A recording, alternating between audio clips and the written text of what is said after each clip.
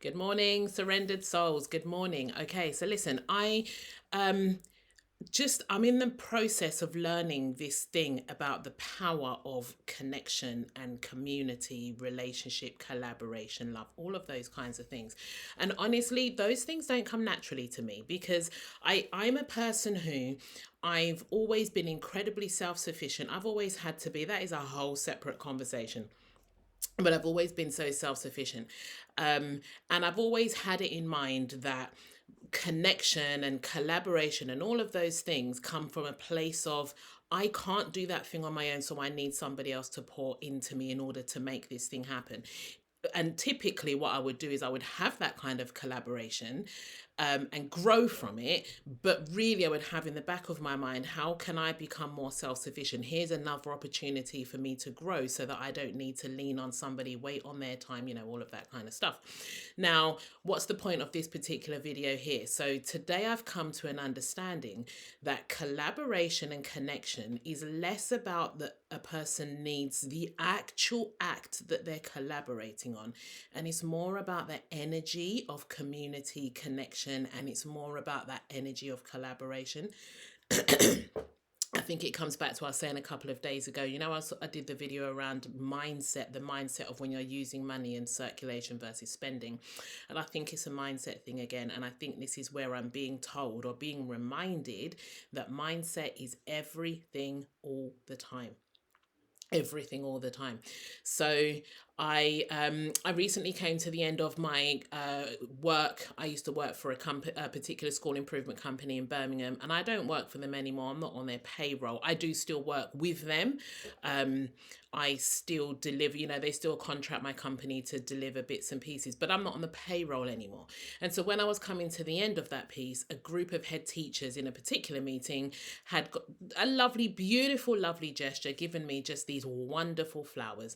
Now, if you follow me on social media, I posted those flowers at some point. I just think they were gorgeous. Honestly, the most beautiful bunch of flowers I've received ever, including the flowers that I had on my wedding day, and I chose those ones. Anyway, so I took those flowers into the office because I did.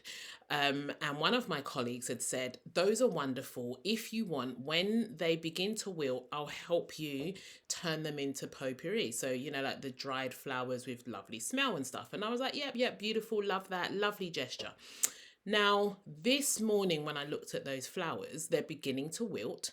And I was reminded of that conversation around, I'll help you turn those things into potpourri.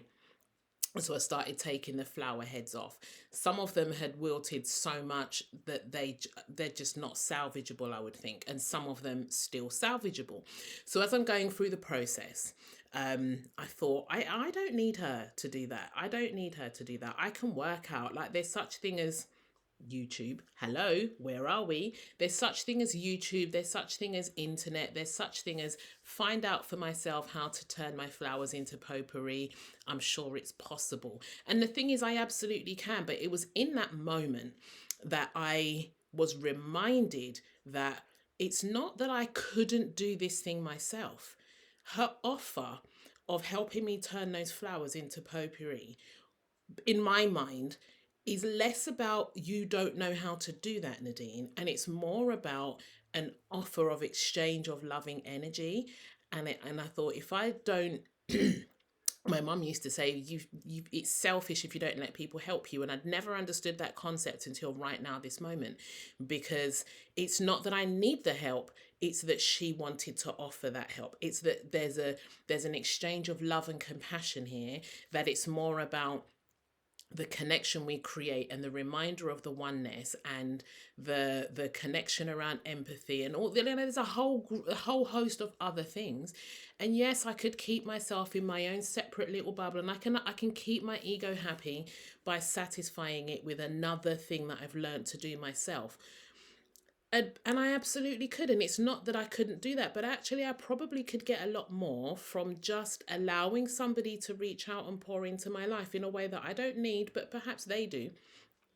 And actually, the thing is, I don't need somebody to help me make the potpourri, but I certainly need the energy of the people around me who actually care about me. So, anyway, Yeah, I just wanted to jump on and just say that sometimes receiving is as important, no, always receiving is as important as giving.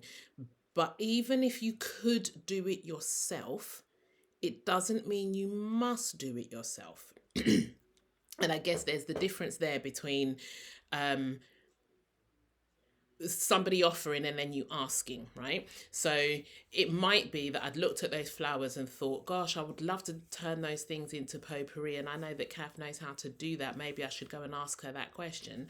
That would be a different kind of energy. And there's nothing wrong with that. There's a lot, people kind of feel honored. They love to be asked, even though I struggle to actually ask. What I find is that people typically love to be asked to do things. It feels as if, yes, I'd absolutely want to be able to help you out. So perhaps that's a whole separate conversation as well. But the asking somebody for help is a whole separate thing to the accepting the unsolicited offer of help. These are two very different energies. And actually, I'm going to definitely do another video around asking for help, because that is a whole separate thing. But so I hope that I've really made the point around gracious receiving, that when somebody offers help, it's not necessarily the tangible thing. It's more about the energy of love, that transfer. Anyway, I've said it a million times. Thank you so much. Have a wonderful day. Speak soon.